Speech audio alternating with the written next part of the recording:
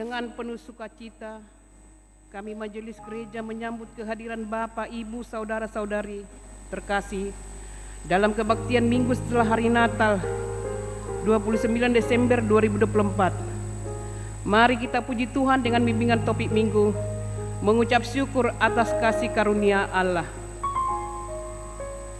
Kita bernyanyi dari buku nyanyian HKBP nomor 581 ayat 1 sampai dengan ayat 2.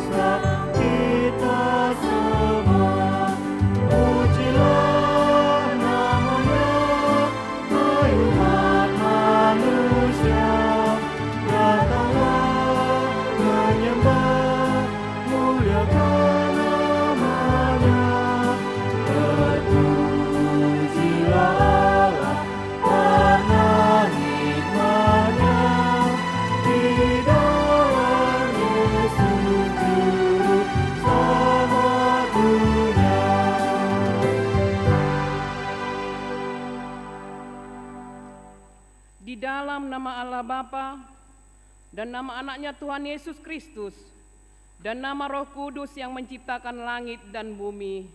Amin. Dan orang-orang yang dibebaskan Tuhan akan pulang dan masuk Sion dengan bersorak-sorai. Sedang sukacita abadi meliputi mereka. Kegirangan dan sukacita akan memenuhi mereka. Kedukaan dan keluh kesah akan menjauh. Haleluya.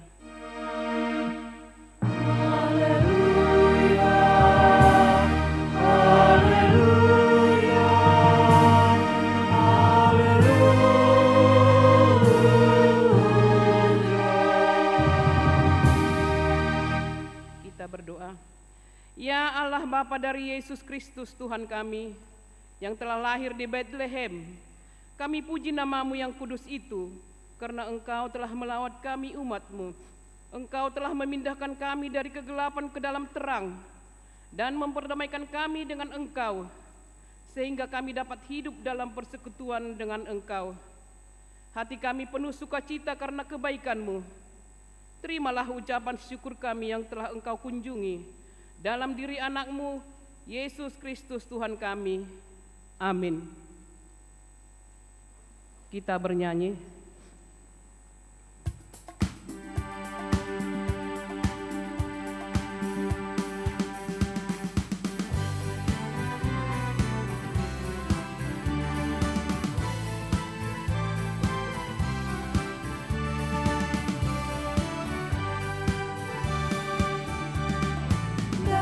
Padaku Yesus Tuhanku, dari surga kau masuk ke hatiku.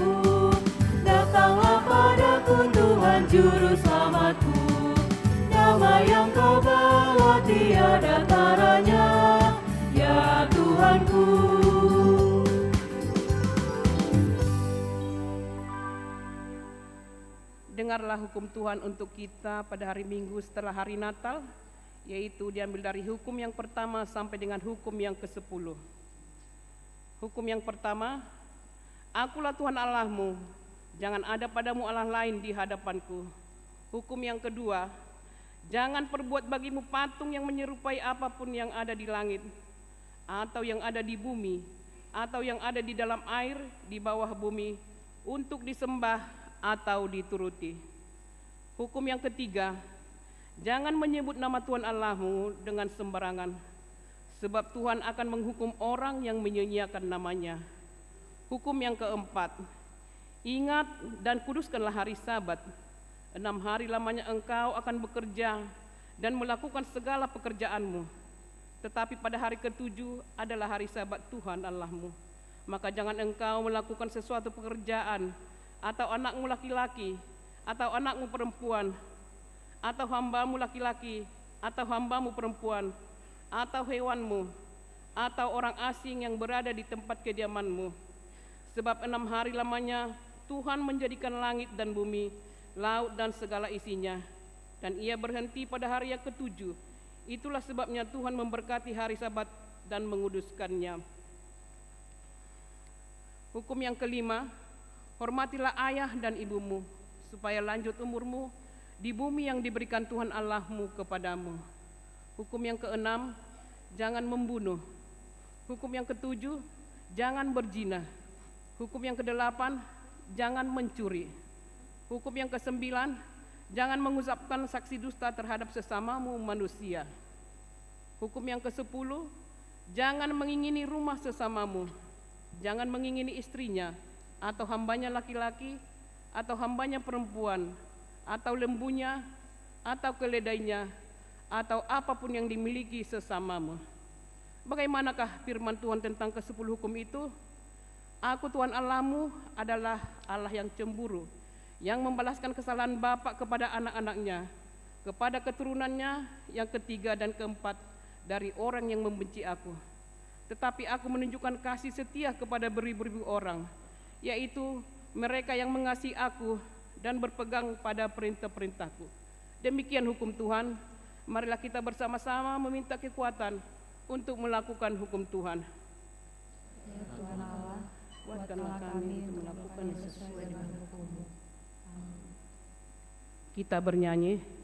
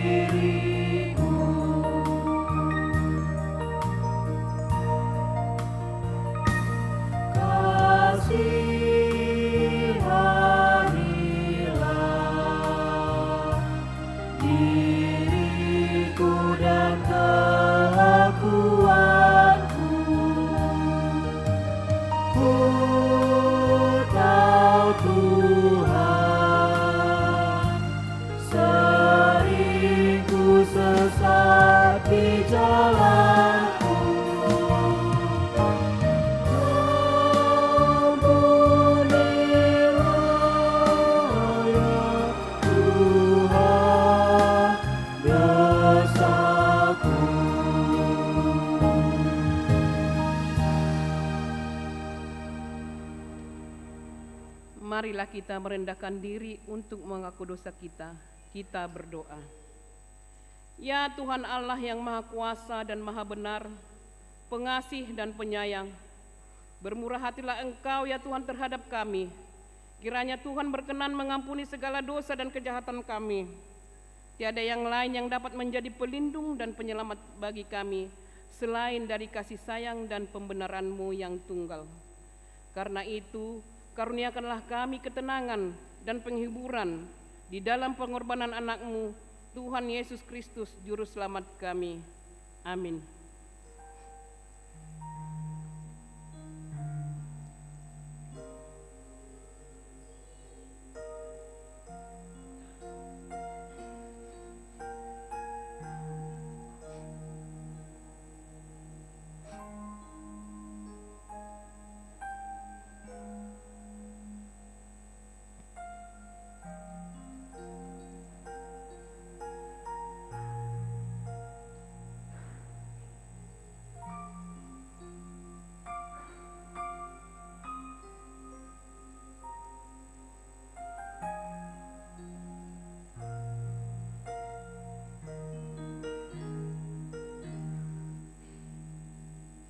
Dengarlah janji Tuhan tentang pengampunan dosa. Namun jika seorang berbuat dosa, kita mempunyai seorang pengantara pada Bapa, yaitu Yesus Kristus yang adil, dan Ia adalah pendamaian untuk segala dosa kita, dan bukan untuk dosa kita saja, tetapi juga untuk dosa seluruh dunia. Kemuliaan bagi Allah di tempat yang maha tinggi. Amin. Kita bernyanyi.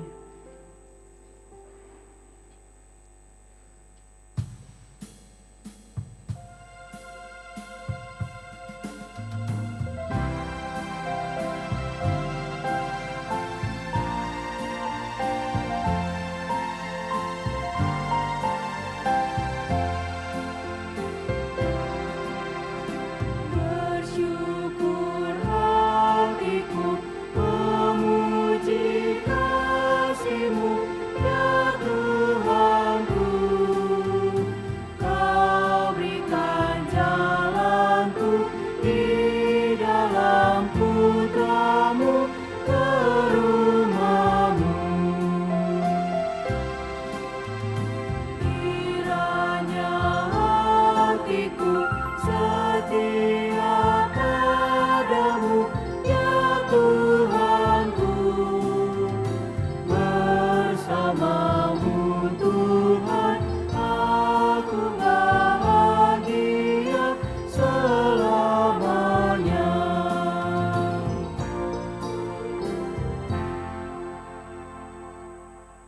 Marilah kita mendengar firman Tuhan, epistel untuk kita pada hari Minggu setelah hari Natal, tertulis di kitab Mazmur 77, dimulai dengan ayat 12 sampai dengan ayat 16. Kita baca secara responsoria. Aku hendak mengingat perbuatan-perbuatan Tuhan. Ya, aku hendak mengingat keajaiban-keajaiban-Mu dari zaman purbakala. Aku hendak menyebut-nyebut segala pekerjaan-Mu dan merenungkan perbuatan-perbuatan-Mu.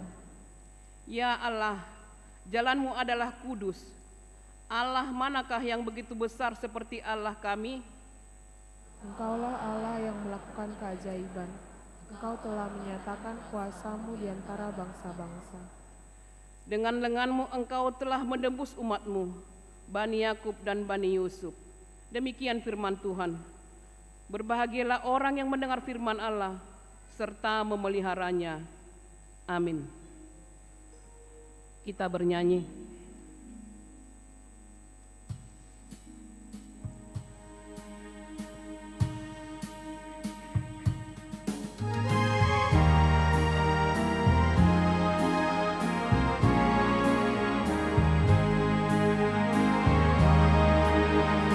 Puji anugerah-Mu yang telah menebusku, dan sucikanlah hatiku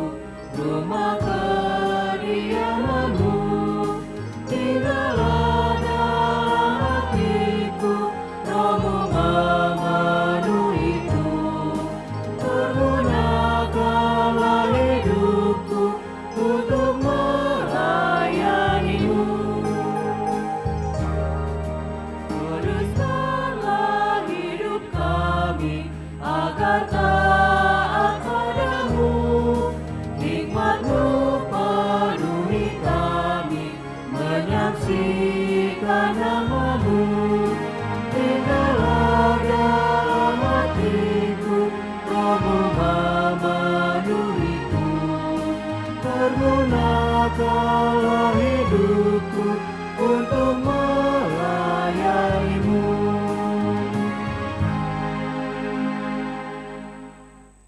Marilah kita bersama-sama mengaku iman kepercayaan kita, sebagaimana teman-teman seiman di seluruh dunia, kita bersama-sama mengucapkannya.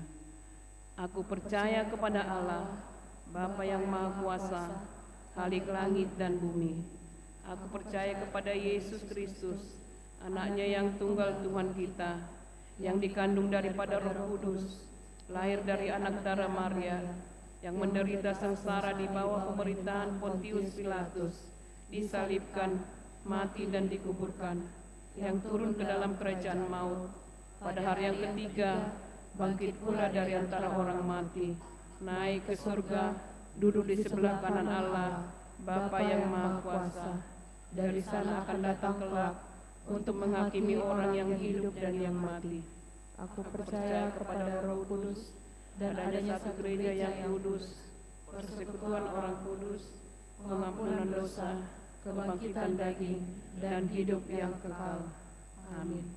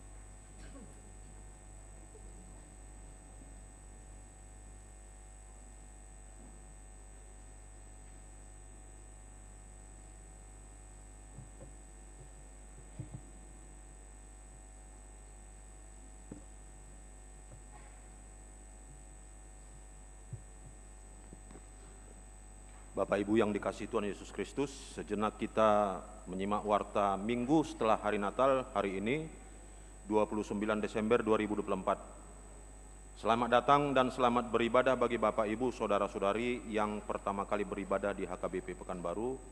Immanuel, Tuhan beserta kita.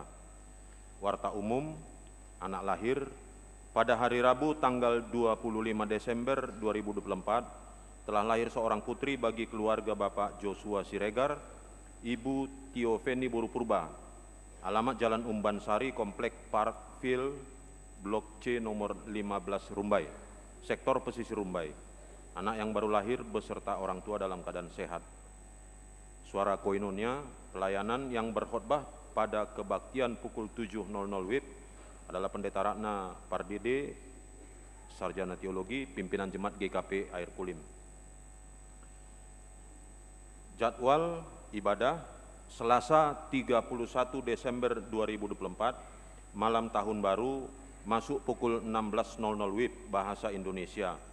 Yang menyampaikan kata sambutan mewakili jemaat sektor Kompleks Gubernur, Nyonya Sintua Insinyur A. Silalahi Boru Simatupang atau Opu Arif. Dari Parhalado, Mamang Sintua M. Sitorus SE. Selasa 31 Desember 2024 malam tahun baru masuk pukul 19.00 WIB Bahasa Batak. Kata sambutan mewakili jemaat sektor Labu Baru Timur, Bapak S. Sagala Boru Situmorang, Parhalado, Sintua B. Silalahi. Pada hari Rabu 1 Januari 2025 tahun baru masuk pukul 10.00 WIB. Yang menyampaikan kata sambutan mewakili jemaat sektor Pintu Angin Sukaterus, Bapak S. Silain Boru Simanjuntak, Parhalado, Sintua Insinyur M. Pasaribu. Baptisan Kudus dan Sidi pada hari Kamis tanggal 26 Desember 2024 yang lalu, pada pesta Natal kedua, telah dilaksanakan baptisan kudus bagi anak jemaat berjumlah 21 orang, putra 14, putri 7. Terdiri nama Godang 4 orang, 1 putra 3 putri. Sidi 5 orang, putra 2, putri 3. Perjamuan kudus pada hari Kamis 26 Desember 2024 telah menerima perjamuan kudus Bapak M. Napitupulu dari Jalan AMD Sektor Rintis. Doa syukuran awal tahun HKBP pada hari Senin tanggal 6 Januari 2025. Doa syukuran awal tahun HKBP bertempat di kantor pusat HKBP PA Raja Tarutung.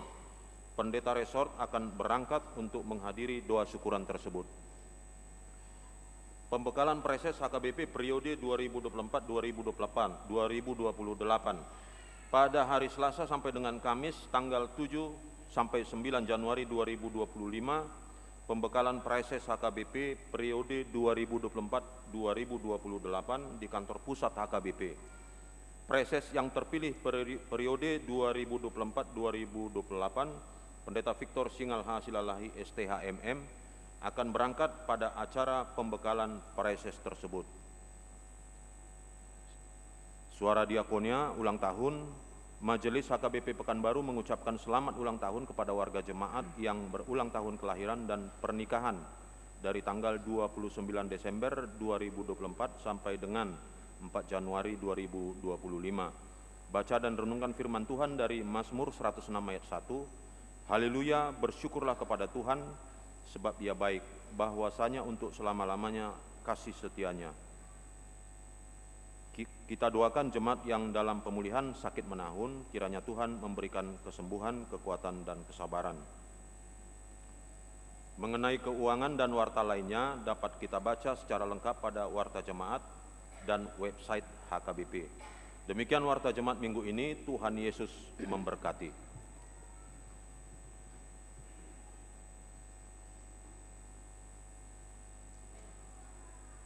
Kita bernyanyi sambil mengumpulkan persembahan 1A dan 1B.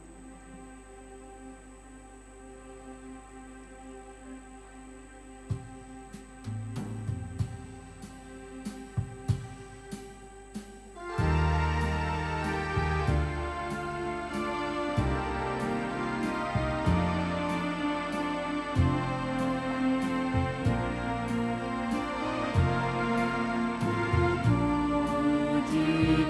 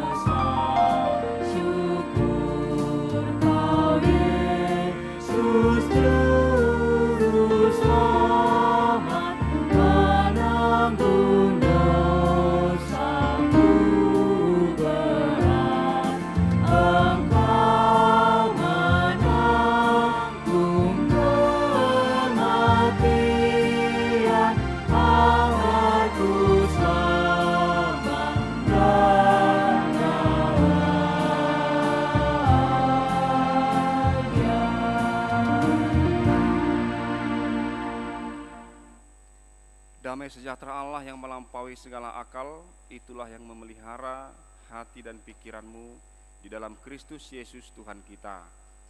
Amin. Shalom. Bapak Ibu sekalian, saudara-saudara yang terkasih, firman Tuhan bagi kita pada minggu kali ini yaitu minggu sesudah Natal. Tertulis di 1 Timotius 1 ayat 12 sampai dengan ayat 17. Saya bacakan bagi kita, beginilah bunyinya. Ucapan syukur atas kasih karunia Allah.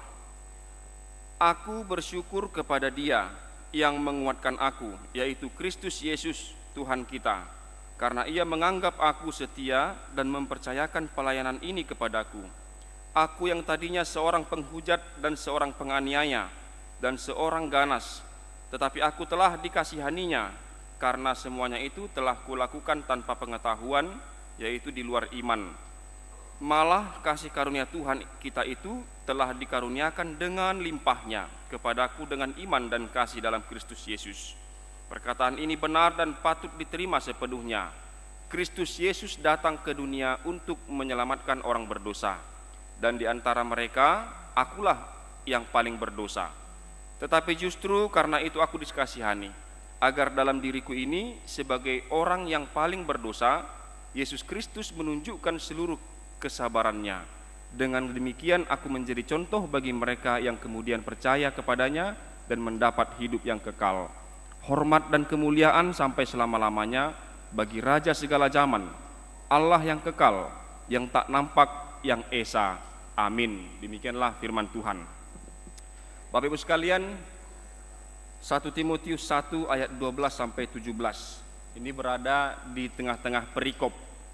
Dia bukan permulaan perikop, juga bukan akhir perikop. Tetapi sungguh menarik untuk membaca ini. Karena di dalam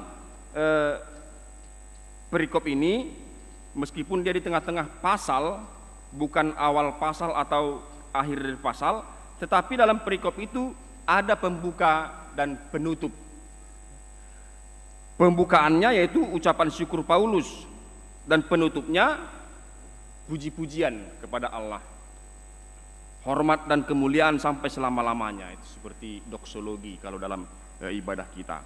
Nah, lalu selain pembukaan dan penutup itu, di pertengahan perikop itu juga ayat 13 sampai 16 ada seperti bersahut-sahutan.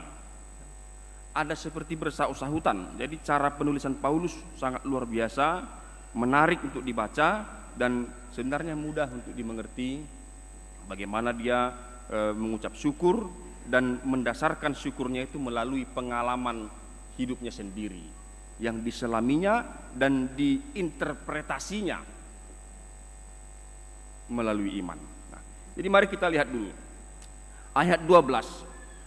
Ucapan syukur Paulus kepada Tuhan Yesus adalah karena Tuhan Yesus menganggap dia setia dan mempercayakan pelayanan kepadanya. Menarik di sini Bapak Ibu sekalian, saudara-saudara, bahwa kalimat menganggap, ia menganggap aku setia. Di Paulus bilang, karena ia menganggap aku setia, bukan karena aku setia, tapi dia dianggap setia oleh Tuhan Yesus.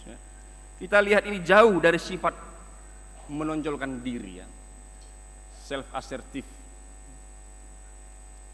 Kita ingat juga kisah di Lukas 18, kalau kita pernah ingat Bapak Ibu sekalian, seorang Farisi dan seorang pemungut cukai datang sama-sama ke gereja lah kita katakan,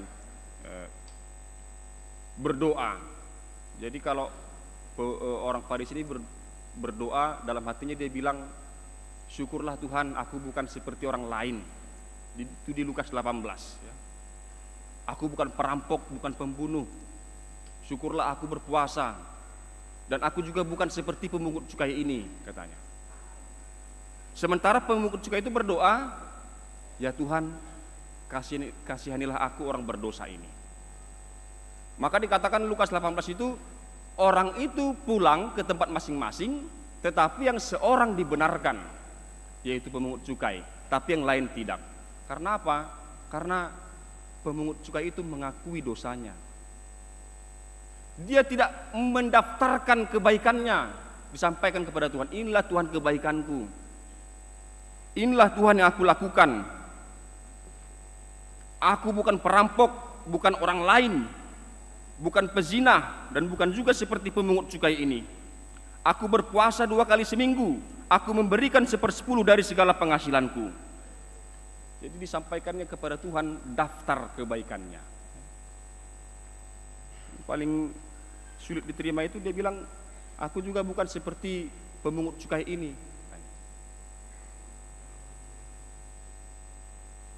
Saya bayangkan itu terjadi di antara kita Bapak Ibu sekalian, ya. Terima kasih Tuhan. Tak saru pau tu dongakon. Lepar dosa doon. Misalnya ya ada di sampingnya gitu kan. Terima kasih Tuhan, aku tidak seberdosa kawanku yang di sampingku ini. Jadi ada sifat yang menonjolkan diri di sana. Tetapi perkataan Paulus ini mengajarkan kita untuk merendahkan diri di hadapan Allah. Merendahkan diri di hadapan Allah artinya meskipun dia sudah berjuang mati-matian untuk setia kepada Tuhan, tetapi dia tetap memakai istilah karena ia menganggap aku setia.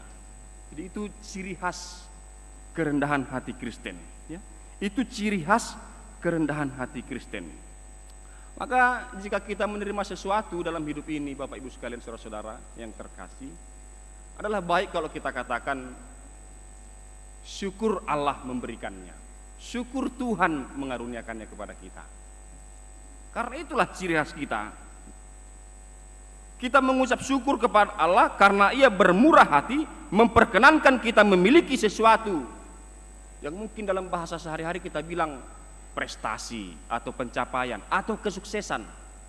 Kalau kita memberi motivasi kepada orang lain, memang kita menceritakan langkah-langkah dan kesulitan-kesulitan yang kita hadapi, yang kita lewati. Tetapi tetap kita harus mengatakan Allah lah yang memberikannya kepada kita. Karena kita tidak bisa mengukur juga upaya orang lain.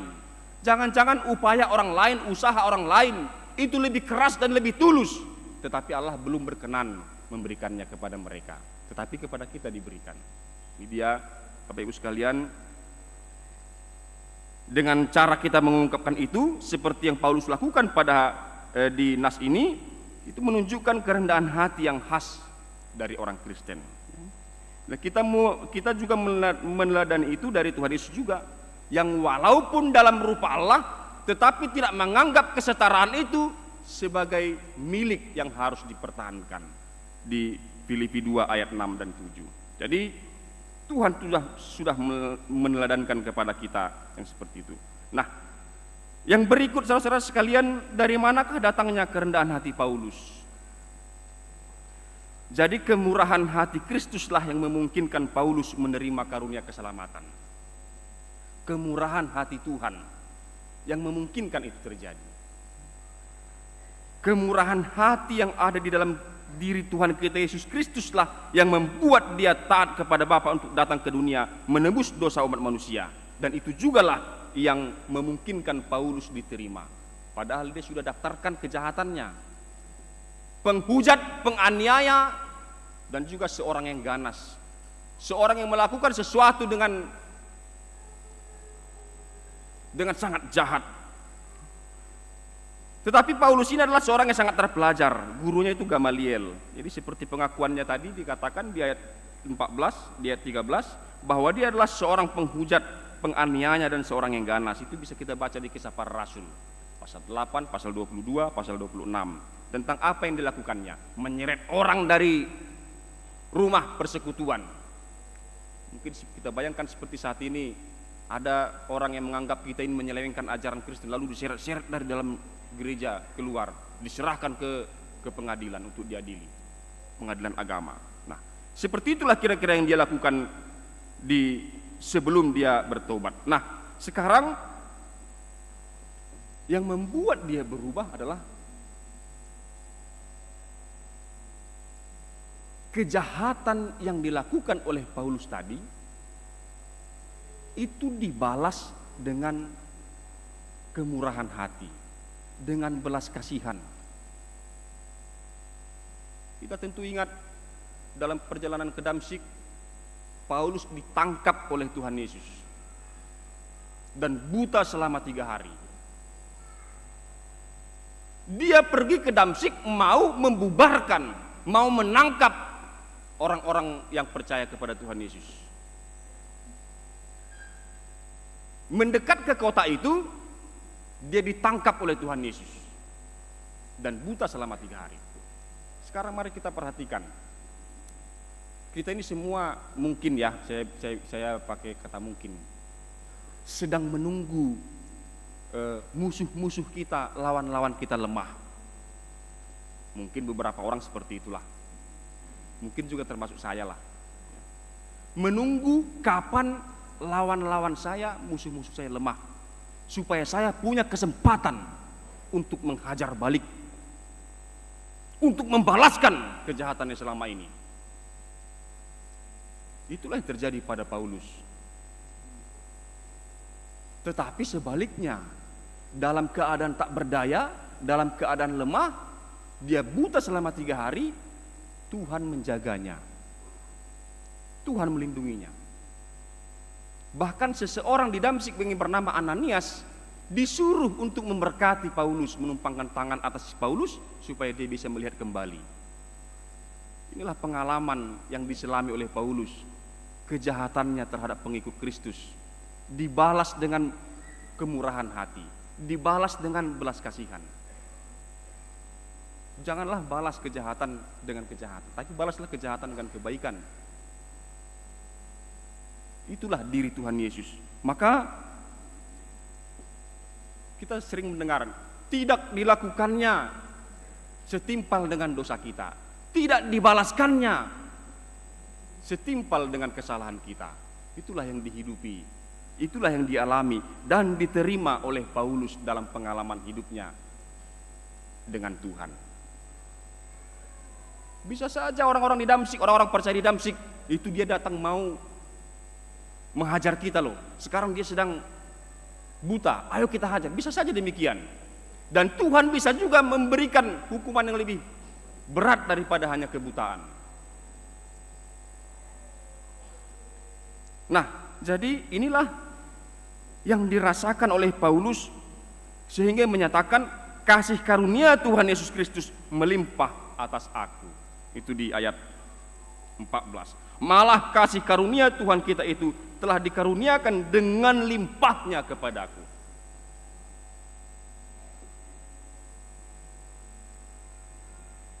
Kita tidak bisa membayangkan, Bapak Ibu sekalian, seandainya Tuhan itu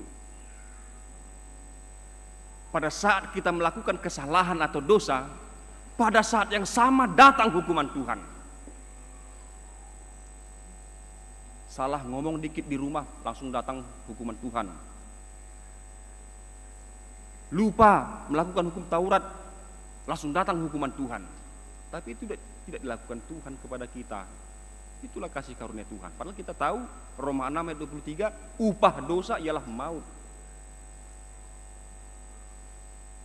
Bikin susu anak-anak salah takaran, langsung mati. Salah ngomong sama teman, langsung mati. Enggak ada lagi nanti yang tinggal di dunia ini. Tapi Tuhan tidak berkenan atas kematian orang-orang berdosa, orang-orang fasik. Maka Tuhan suruh anaknya Tuhan Yesus untuk menyelamatkan orang-orang yang berdosa. Nah, oleh karena itu, kalau kita menyadari keberdosaan kita, Bapak Ibu sekalian, maka sudah sepatutnya kita ini bertobat setiap hari. Karena kita tidak bisa tidak berdosa setiap hari. Apakah itu yang sengaja atau tidak sengaja? Yang tidak sengaja ini kita tidak tahu. Ya? Yang tidak disengaja, yang tidak kita sadari, kita tidak tahu. Maka kita perlu bertobat setiap hari. Karena setiap hari kita menerima pengampunan Tuhan ketika Tuhan menunda penghukuman itu. Nah, pengalaman hidup Paulus inilah yang diselaminya dan telah membuahkan iman dan kasih di dalam dirinya. Jadi kata-kata di ayat 13 itu, di ayat 14 itu, malah kasih karunia Tuhan kita itu telah dikaruniakannya dengan limpahnya kepadaku dengan iman dan kasih dalam Kristus Yesus. Dan iman inilah yang memunculkan satu pengakuan dan pernyataan Paulus yang sangat kuat. Itu di ayat 15. Perkataan ini benar dan patut diterima sepenuhnya. Perkataan yang mana? Yaitu Kristus Yesus datang ke dunia untuk menyelamatkan orang berdosa. Dan di antara mereka itu akulah yang paling berdosa. Jadi Paulus masih merasa dia itu orang yang paling berdosa. Tetapi dia hidup bersama-sama dengan karunia anugerah keselamatan, anugerah pengampunan. Itulah yang memunculkan, itulah yang membentuk sikap Paulus.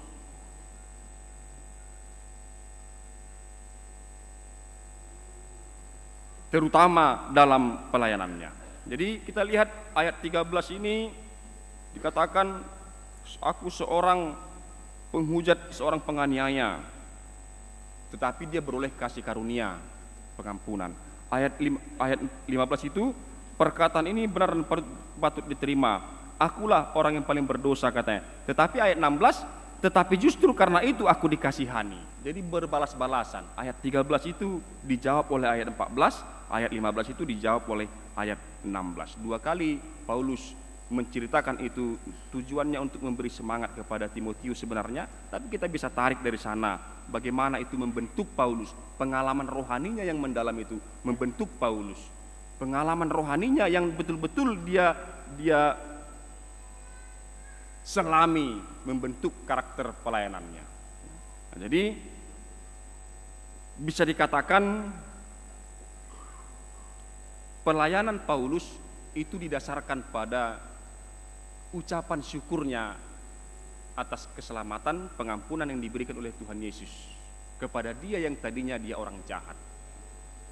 Jadi kalau saya cek kata pelayanan di sini, kalau di ayat 12 itu mempercayakan pelayanan ini kepadaku, dia menggunakan kata pelayanan secara umum. Jadi bukan hanya pelayanan secara kerohanian, tetapi pelayanan secara umum. Artinya kita semua berhak untuk mendapatkan kata ini, pelayanan. Karena dimanapun kita berada, kita ini melayani. Apakah di rumah, di tempat bekerja, termasuk juga di gereja, kita ini melayani. Nah, pekerjaan kita sebagai pelayanan kita itu haruslah didasarkan oleh ucapan syukur kita atas pengampunan dan keselamatan yang diberikan Tuhan. Maka dengan demikian di setiap tempat haruslah penuh dengan ucapan syukur dan puji-pujian. Di setiap tempat tidak boleh ada kecurangan. Kita melayani di sana karena kita mengucap syukur, karena kita berterima kasih kepada Tuhan. Kita melayani juga di gereja karena kita mengucap syukur dan berterima kasih kepada Tuhan. Sehingga di mana-mana tidak boleh, di mana ada ucapan syukur dan puji-pujian kepada Tuhan, tidak boleh ada penyelewengan, tidak boleh ada kejahatan. Itu karakter pelayanan kita. Kolose 3:23 itu. Apapun yang kamu perbuat, perbuatlah itu seperti kepada Tuhan, bukan kepada manusia. Apapun itu berarti dia mencakup semua hal yang kita perbuat, perbuatlah seperti kepada Tuhan, mengingat anugerah pengampunan yang telah kita terima, mengingat kasih karunia Tuhan yang telah kita terima, maka kita bekerja melakukan apapun seperti kepada Tuhan dengan sepenuh hati dan penuh dengan ucapan syukur. Oleh karena itu Bapak Ibu sekalian, saya mau mengambil dua hal yang mungkin yang paling penting untuk kita pegang, yaitu yang pertama ucapan syukur kita. Jadi ucapan syukur itu bukan tentang nilai juga. Ucapan syukur bukan tentang berapa banyak yang kita punya, tapi seberapa dalam kita menyadari kasih karunia Tuhan yang menyertai dan melimpahi kita. Kalau nominalnya sedikit, tidak menghambat kita untuk mengucap syukur kepada Tuhan. Karena yang lebih utama, yang lebih berharga telah dikaruniakan kepada kita, yaitu keselamatan dan keampunan dari dosa-dosa. Itu tentang ucapan syukur. Nah, yang kedua, pujian. Kita lihat Paulus menutup pengalaman hidupnya ini dengan puji-pujian. Maka dalam pujian dan ucapan syukur itu kita hidup. Orang Kristen hidup dalam ucapan syukur dan pujian kepada Tuhan. Orang Kristen tetap mengingat pekerjaan-pekerjaan Tuhan seperti yang disaksikan oleh Mazmur 77 tadi. Mengingat pekerjaan-pekerjaan Allah itu tetap menyertai kita. Karena pekerjaan Tuhan itulah yang membawa kita kepada hidup yang kekal. Seperti yang dikatakan oleh Paulus. Oleh karena itu Bapak Ibu sekalian, saudara-saudara yang terkasih, setelah kita merayakan Natal pada tanggal 25, dan ini adalah Natal hari kelima, karena Natal itu sampai tanggal 5 Januari, nanti tanggal 6 Januari kita memasuki Epifanias. Jadi sampai 5 Januari kita masih dalam masa Natal. Di Natal hari kelima ini kita diingatkan untuk mengucap syukur dan tak lupa memuji Tuhan. Dua hal ini dilibatkan dan disertakan dalam setiap kehidupan kita, dalam perjalanan kita. Mari kita seperti Paulus yang sangat bijak melihat ketika dia diselamatkan, ketika dosa-dosanya tidak langsung dihukum Tuhan, maka dia bersyukur amat sangat dan membalaskan itu dengan melayani Tuhan dengan sepenuh hati. Itulah yang menjadi khotbah pada hari ini bagi kita sekalian, Bapak Ibu saudara-saudara terkasih. Ucapan syukur kita dan juga puji-pujian kita kepada Tuhan, itulah yang mengisi hari-hari hidup kita selama kita hidup di dunia ini. Amin, mari kita berdoa.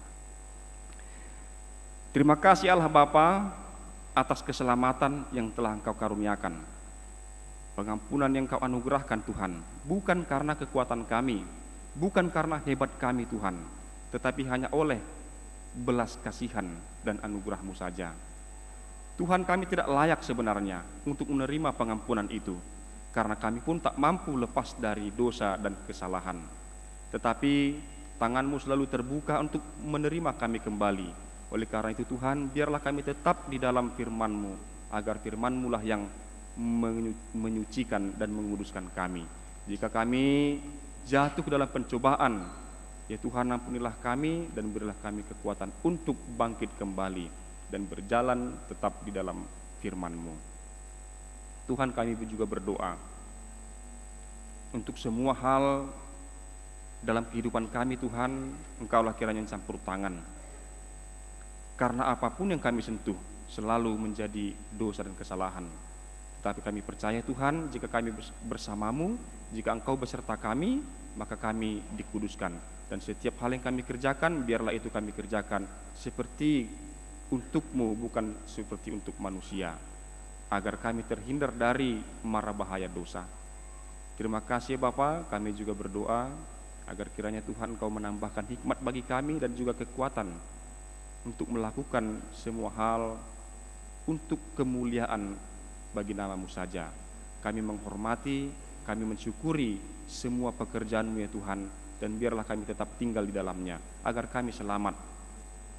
Tuhan, kami juga berdoa mengingat banyak saudara-saudara kami Tuhan, yang mungkin pada saat ini dalam keadaan sakit. Engkaulah kiranya Tuhan yang memberi kesembuhan, menambahkan kesehatan Tuhan, dan memberi hati yang teguh, jiwa yang teguh, dan roh yang teguh untuk memuji dan memuliakan nama-Mu. Juga Tuhan, kami mengingat di penghujung tahun ini, barangkali banyak teman-teman kami, saudara-saudara kami yang sedang dalam perjalanan atau sudah sampai ke kampung halaman atau kemanapun Tuhan. Engkaulah kiranya menyertai mereka dalam perjalanan. Berikan keselamatan Tuhan, jauhkan dari mara bahaya, dan biarlah Tuhan semua saudara-saudara kami itu dapat menikmati kebersamaannya dengan keluarga. Dan nanti kami bertemu kembali di tengah-tengah gereja-Mu ini untuk bersama-sama kembali memuji dan memuliakan nama-Mu di tempat ini. Berkati juga Tuhan para pelayan-Mu, terutama di gereja ini Tuhan. Berkatilah kami untuk melayankan pelayanan kami hanya untuk kemuliaan nama-Mu saja.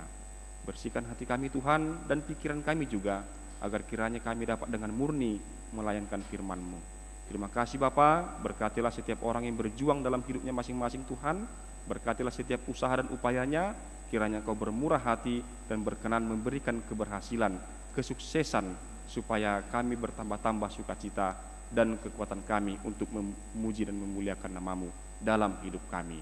Berkati para orang tua Tuhan untuk mengajarkan yang baik kepada anak-anaknya, supaya anak-anak juga nanti menjadi orang-orang yang memuliakan nama-Mu dalam hidupnya. Terima kasih Bapa, banyak lagi permohonan kami tak dapat kami haturkan satu persatu, tetapi Roh-Mu yang kudus yang bersemayam dalam hidup kami masing-masing, itulah Tuhan yang menyampaikan kepadamu segala yang kami butuhkan dan segala ucapan syukur kami kepadamu. Ampuni kami Tuhan, agar kami layak menjadi anak-anak-Mu. Di dalam nama anak-Mu Yesus Kristus kami berdoa dan mengucap syukur. Amin.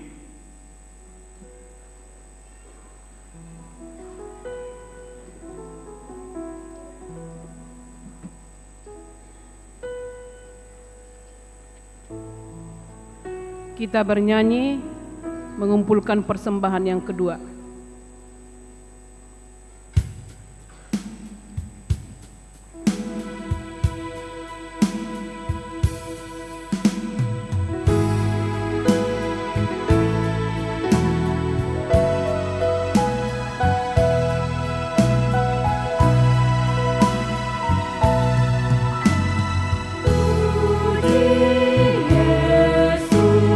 Pujilah Juru Selamat, langit bumi, agungkan nama-Nya.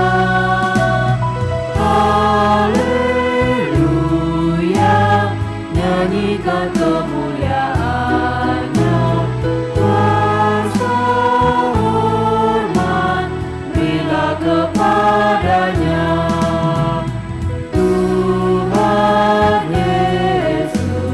Gembala agung kita, siang malam saksikan kuasa-Nya.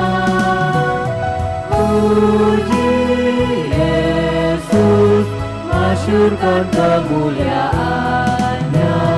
Nyanyikanlah Tuhan selamanya.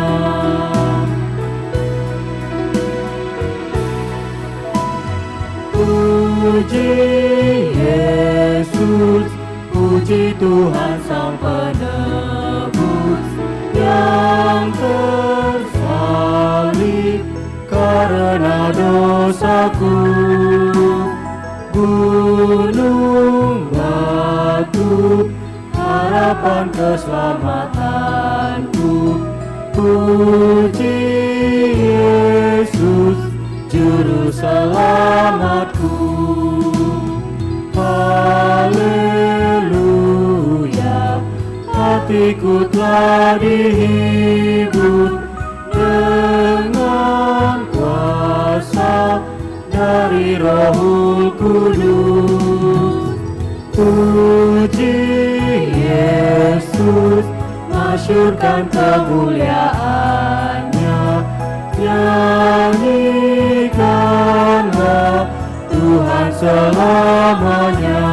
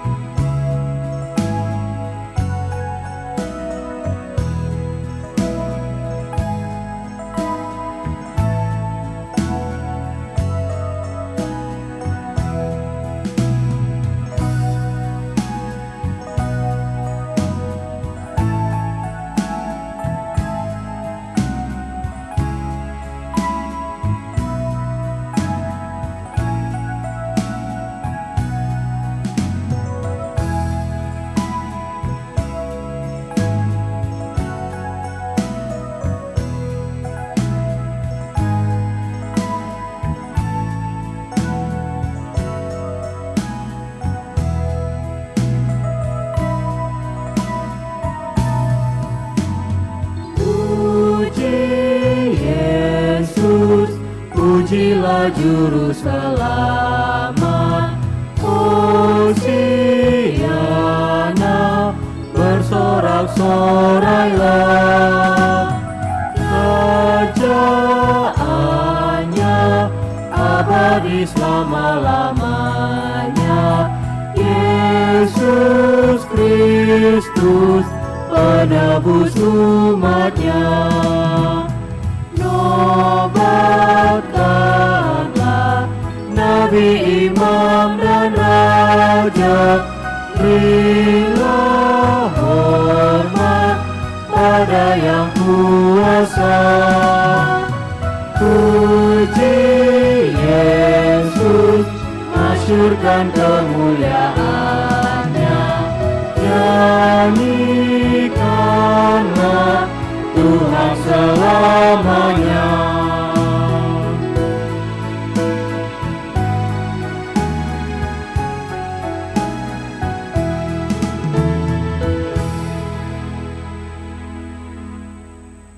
Marilah kita mendoakan persembahan kita. Ya Allah, Bapa kami yang di surga, kami mengaku bahwa Tuhan adalah sumber dari segala karunia yang melimpah dalam kehidupan kami masing-masing. Sebahagian daripada karunia itu kami serahkan kembali sebagai persembahan kepada Tuhan. Terimalah dan berkatilah persembahan umat-Mu ini, agar dapat kami pergunakan untuk pekerjaan dan pelayanan kerajaan Tuhan di dunia ini. Bukalah hati kami untuk mengenal betapa banyak berkat dan karunia yang kami peroleh dari Tuhan, supaya kami senantiasa bersyukur kepadamu di dalam nama Yesus Kristus Tuhan kami. Amin.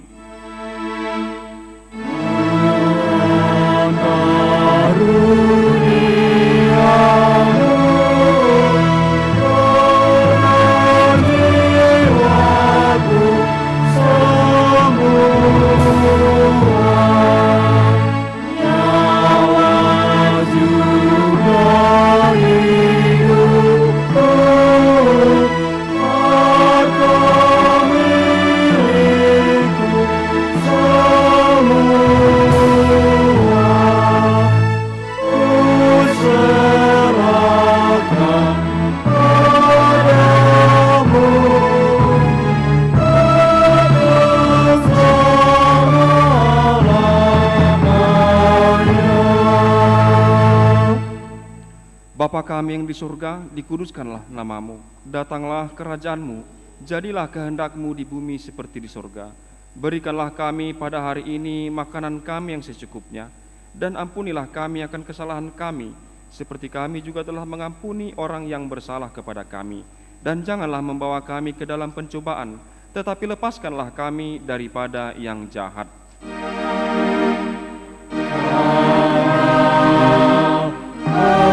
Engkau punya kerajaan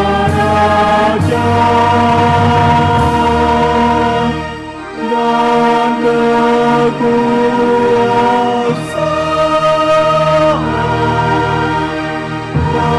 dan kemuliaan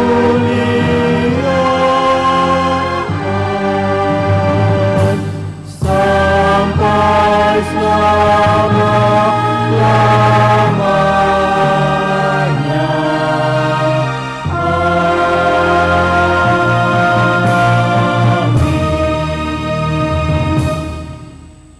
Pulanglah dengan sejahtera dan terimalah berkat Tuhan. Tuhan memberkati engkau dan melindungi engkau. Tuhan menyinari engkau dengan wajah-Nya dan memberi engkau kasih karunia. Tuhan menghadapkan wajah-Nya kepadamu dan memberi engkau damai sejahtera. Amin. Amin.